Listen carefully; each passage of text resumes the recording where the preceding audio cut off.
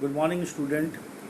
I am your geography teacher Suraj Kumar, and we are studying about the origin and evolution of Earth under the unit the Earth of your class 11th NCERT. In the last class, we had read about the nebular hypothesis, where we had seen that there was a nebular hypothesis given by Immanuel Kant. He argued that gaseous cloud is known as nebula, which is formed of two gases mainly hydrogen and helium, and these gaseous cloud is slowly rotating and gradually collapsing and flatten due to gravity and eventually forming stars and planets. So these things we already studied in the last class, that nebula is the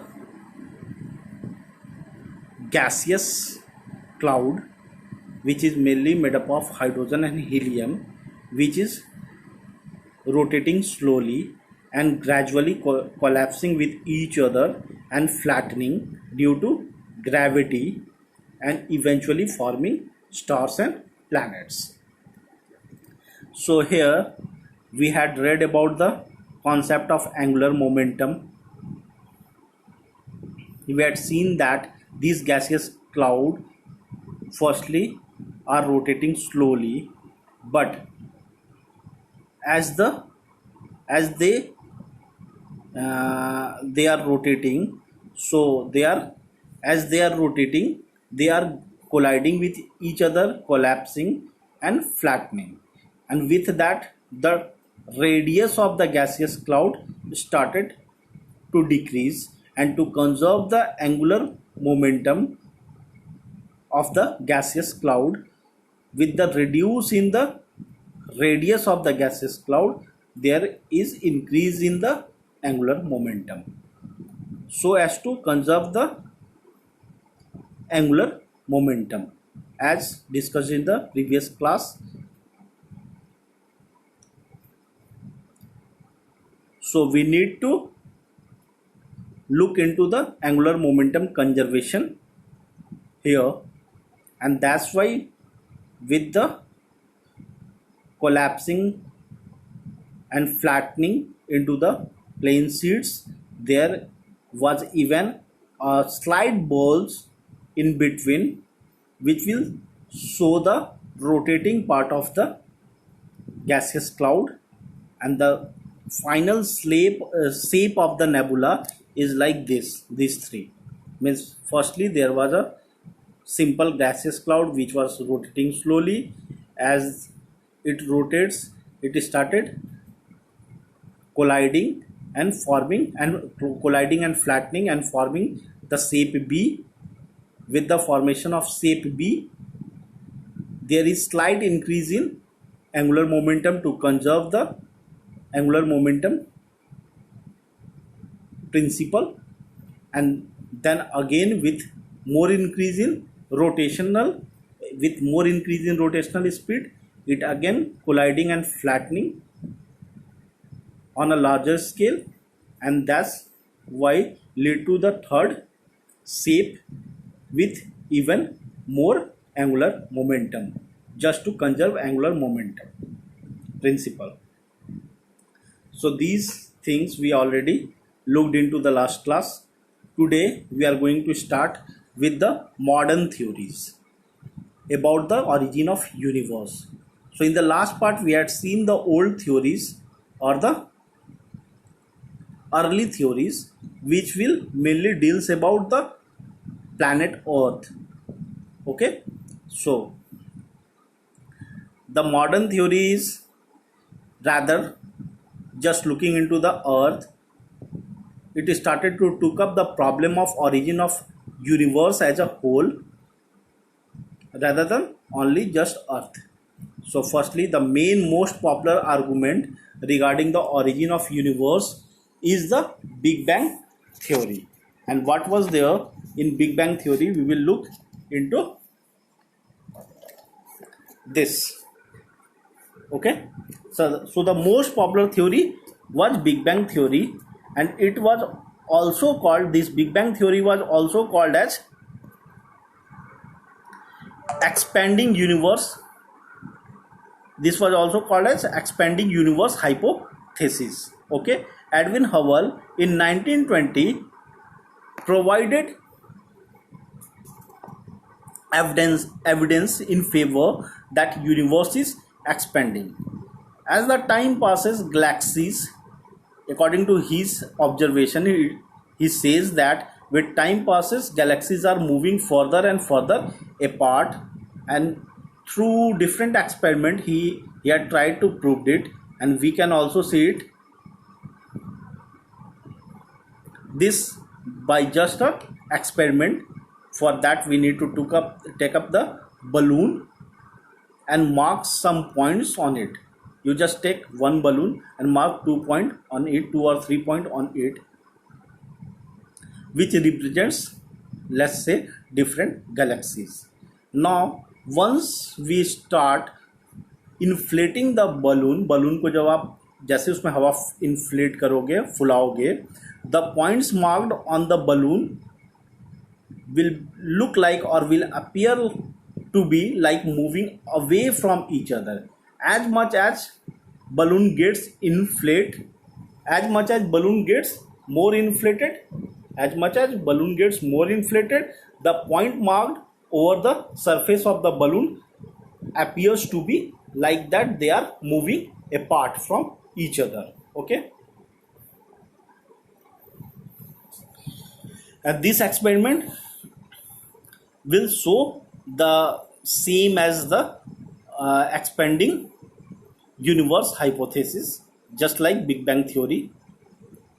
But there is one difference in that is that in case of expanding balloons, this expanding balloon experiment, the point gets separated with the inflation of the balloon, as well as the point also appears to be expanding or increasing by its size. So we can look into that. In case of inflating balloon experiment, the point marked on the balloon will appear to be moving away from each other as the balloon expand. Similarly, the distance between the galaxies is also found to be increasing, and thereby the universe is considered to be expanding. However, as I already said, that you will find that besides the increase in distance between the different points marked over the balloon, the points themselves are expanding. So you can see it in this experiment itself, that let's suppose there is a flat sheet, you marked 3 or 4 points over there. As we inflate or expand the sheet, this imprints of the same point also appears to be moving apart from each other on the various 3 expanding sheets. But the difference here is that with the increase in distances between the different points over the 3 sheets, there is also evidence of the expansion of the point itself. Means point size of the point also expanding, and distance between them is also expanding. So the size of the point also expanding is not in accordance with the real fact that appears in case of universe or Big Bang theory. Scientists believe that through the space between the galaxy is increasing, observations that do not support the expansion of galaxies, so the balloon example is only partly correct. Means according to the scientists, they had the observation that the space between the galaxy is increasing is correct. That will is in accordance with the galaxy theory. But the observation that point itself is also increasing is not correct. And that's why we can say that this balloon example is only partly correct. So let's see first in detail. So this was all about the modern origin of universe theory and the balloon experiment or seed experiment. So, and this is all about Big Bang. So firstly we started to read, or we are looking into the Big Bang theory. There are few stages of development of universe which is considered under the Big Bang theory, and these stages are given under different points. The first is at the beginning of, or at the time of origin of universe, all matters forming the universe is considered to be existed at or in one place in the form of a tiny ball, or we can say it a single atom or a singular atom with an with an unimaginably smaller volume, infinite temperature, and infinite density. Means at the starting of the universe, or at the beginning, it was considered that all the matters, or all the matters forming universe existed at a single point in the form of singular atom, which is having a very unimaginably small volume. Means that one singular atom consider a very small volume with infinite temperature.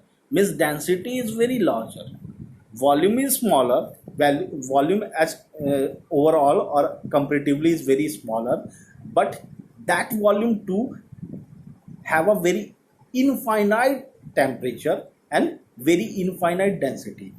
Means all the matter are so tightly compressed or packed at the center that that all the matters of the universe form a single unit in a very, which will cover a very small volume and having a very high density and infinite density. And this is the situation at the beginning, at the start of the experiment, or at the start of the universe. So then there was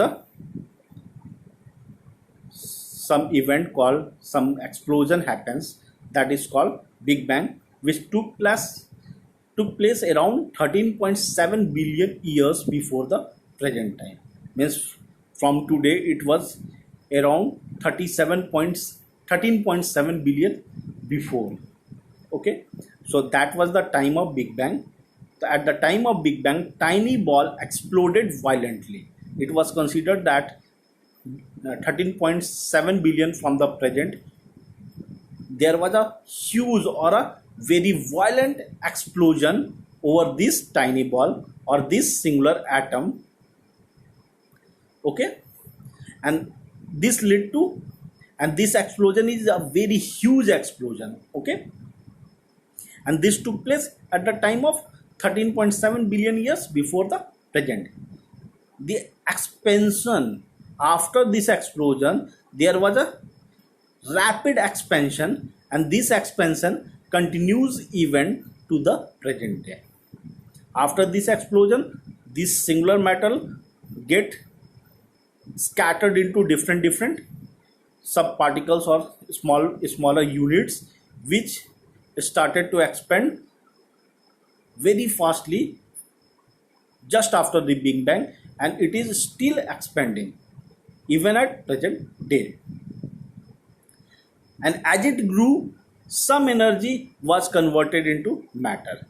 Means as these particles scattered and started moving or expanding away from the center of that singular atom, with time passes, as it grew, it will capture some form of energy from the nearby area or nearby locality or environment, and convert that energy into some sort of matter, and that energy will settle down around the tiny particles which get exploded at the time of Big Bang and which are continuously expanding. So these small particles, just after Big Bang, just after the explosion of small singular atom gathered the energy from the surrounding and took up into or converted into the matters. There was particularly a rapid expansion within fraction of second after the blast or the explosion. Means just after the Big Bang, there was a very rapid expansion till few fraction of seconds. Thereafter, the rate of expansion of the different tiny particles which got scattered from the singular atom will slow down. Means after a few fraction of second, which is having a very huge or very high explosion or expanding rate, there was slow down in the rate of expansion. And within the 3 minutes from the Big Bang event, that is within the 3 minutes from the 13.7 billion years from the present, the first atom began to form. Means just within a 3 minutes from the Big Bang, there was a just beginning of the formation of the first atom of the universe. Now the third point is saying that within 3 lakh years from the Big Bang, temperature dropped to 4500 Kelvin. Means at the time of Big Bang, there was a huge temperature. As I already said that at the beginning also, when there was singular atom, the temperature, the volume of the singular atom was comparatively very low, whereas temperature is infinite. तो temperature उस समय भी at the beginning में भी big bang के होने के पहले भी टेम्परेचर बहुत ज़्यादा था. So it will took 3 lakh year from the big bang. After the big bang that temperature will drop to 4500 Kelvin. Means even after 3 lakh year of big bang, temperature जो है अभी भी 4500 केल्विन के राउंड है या उससे कंपेरेटिबल है. And after these 3 lakh of year, that when the temperature dropped to 4500 Kelvin, this situation or environment give rise to a first atomic matter, and first time there was a visualization of universe. The universe become transparent for the first time after 3 lakh years from the Big Bang. The expansion of universe means increase in space between the galaxies. Means it is showing that the space between the different particles and the particles which gather the surrounding energy and convert that into the matter, the space between these singular atoms or particles or the matter or the shape or the galaxy is increasing. And this is the main expansion of universe or main thesis of Big Bang theory, that the space between these matters has been, or the space between these galaxies has been increasing. The alternate to this Big Bang theory was given by Hoyle concept of steady state. Hoyle was the geographer, a scholar which gave the concept of steady state. According to him, that there was no Big Bang, and he is saying that everything is like that from the very beginning and everything is moving in a steady state. There was no such fluctuation, there was no such called Big Bang. All things are just like it as it is nowadays from the very beginning. But the Hoyle consider the universe to be roughly the same at any point of time. Means according to Hoyle, he is saying that at any time in the geological time period, if we went to any time period, that will say the same sort of universe. There was very less or roughly the same type of very less fluctuation, or there was a very same type of universe from very beginning till now. There is no much differences. However, with greater evidence becoming available with time by different scholars, which is favoring the expanding universe theory or Big Bang theory, the scientific community at present favors argument of expanding universe, and all are in the support of Big Bang theory. Now the next concept is all about the formation of stars or star formation. The distribution of matter and energy was not even in the early universe. So it is said that there was no such uniform distribution of energy, or even when energy is converted into matter, there was even no such distribution of uniform matter. Means there was no uniform matter distribution in the universe or in the early universe. At the starting time, at the beginning, there was no such uniform distribution of matter and energy even in the early universe. These initial density differences, so at some places there is more density of matters or energy, at some other places there is less density of matters and energy. So these differences or initial density differences give rise to differences in gravitational force. As we already know that gravitational force is equal to Gmm by r square, where G is universal gravitational constant, m is the mass of capital M. Capital G is gravitational force, capital M is mass of larger body, small m is mass of smaller body, and distance between them. Means this gravitational force defined as can be defined as, or is defined as, that when there is a two matter or body in located close to each other, then both of them have a gravitational force impact on each other, and the magnitude of this force will depend upon the mass of this object. Whoever have a larger mass is having a more gravitational forces, and the smaller mass body gets attracted towards the larger mass body. This is gravitational law or gravitational force which students used to study in physics. So the inner, as in case of geography, as already we had discussed, that there is no uniform distribution of matter and energy in the early universe. These initial density differences give rise to differences in gravitational force, and it causes the matter to get drawn together. तो क्या हुआ, gravitational force constant नहीं था, किसी area में gravitational force ज़्यादा लग रहा था. क्यों? साइज ऑफ पार्टिकल कोई बड़ा था, कोई छोटा था.